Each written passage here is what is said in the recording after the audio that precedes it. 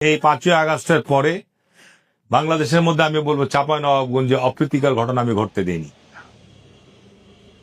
আজকেও তা থানার আমাদের এসপি, ওসি এবং পুলিশের ডিআইজির সাথে কথা বলেছি।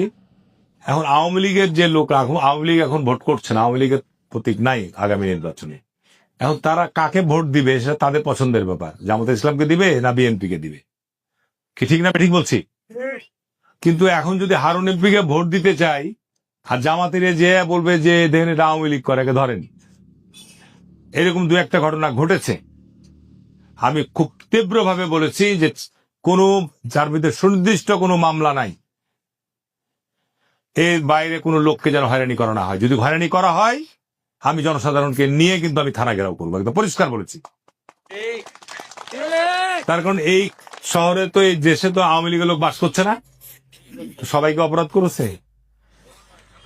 যে কারণে যদি সুনির্দিষ্ট মামলা থাকে, তাহলে আওয়ামী লীগের সময় আমাদের নামে মামলা হয়েছে, আমরা বাড়িতে বসছিলাম, আমাদের নামে নাশকতার মামলা হয়েছে। আর এখন যারা নিরপরাধ, যারা কোনো অপরাধের সাথে জড়িত না, এখন যদি তাদেরকে মিথ্যা মামলা দিয়ে তাদেরকে ধরে, তাহলে পার্থক্য হলো কি?